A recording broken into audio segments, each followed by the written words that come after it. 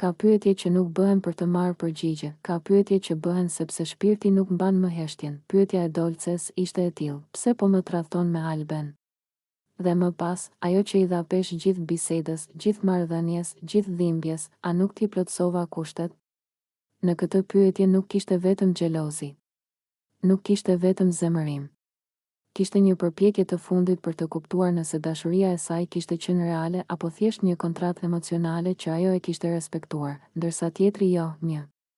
Tradhtia si pasojë, jo si fillim. Tradhtia nuk fillon me trupin, fillon me distancën, fillon kur një njeri ndalon së shikuari tjetrin si shtëpi dhe nis ta shohë si detyrim.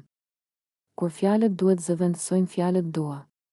Kur prania e dikujt nuk të jep më siguri, por ndjesinë se po të kërkohet llogari, limiti nuk u zgjua një mëngjes dhe vendosi të tradhtonte Dolcen me Alben. Ai u zgjua për muaj të tërë me një ndjesi boshllëku që nuk dinte si ta emërtonte. Dhe në vend që ta përballonte, e shmangu, Alben nuk ishte shkaku. Ajo ishte simptom. 2. Kur dashuria kthehet në kushte, Dolce e deshi limitin me bindjen se dashuria është punë. Se duhet përpjekje, durim, sakrificë. Ajo besonte se nëse i plotësonte kushtet e pashprehura, të ishte aty, të ishte e kuptueshme, të ishte e fortë, të ishte e duruar, atëherë lidhja do të funksiononte. Por dashuria nuk është listë detyrash. Kur një njeri pyet, a nuk ti plotësova kushtet?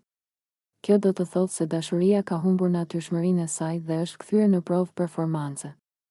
Dhe askush nuk dëshiron të dashurohet si projekt që duhet menaxhuar. 3.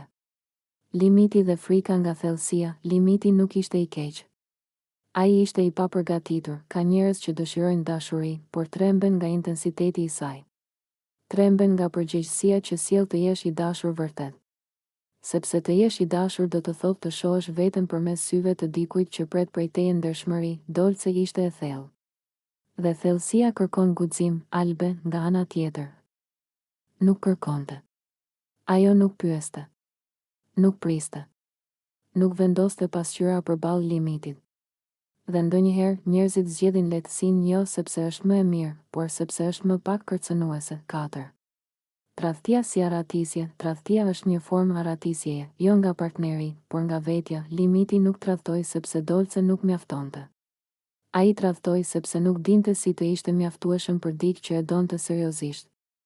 Dhe në vend që ta pranonte këtë, zgjodhi një marrëdhënie ku nuk duhej të rritej. Albe ishte një vend ku ai mund të qëndronte pa u transformuar. 5. Dhimbja e Dolces. Humbja e iluzionit. Dhimbja më e madhe e Dolces nuk ishte Albe. Ishte ideja se ajo kishte ndërtuar një histori në mendjen e saj. Një histori ku dashuria shpërblehet nëse je e mirë, e duruar dhe e përkushtuar, por jeta nuk funksionon kështu, nuk ka garanci emocionale. Nuk ka marrëveshje që e ndalon dikë të largohet. Dhe kjo është e vështira për t'u pranuar, se mund të japësh gjithçka dhe prapë të mos jesh zgjedhja. Kjo nuk të bën më pak të vlefshëm. Të bën thjesht njeri. 6. Pyetja që nuk duhej bërë, a nuk ti plotësova kushtet?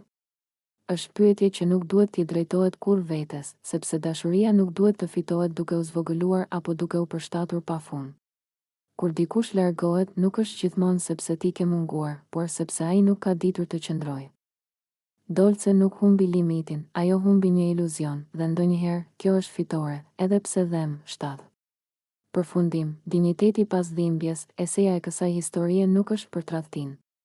Është për vetdijen që vjen pas saj. Dolce, në momentin që ndalon së pyeturi çfarë bëra gabim, fillon të shërohet.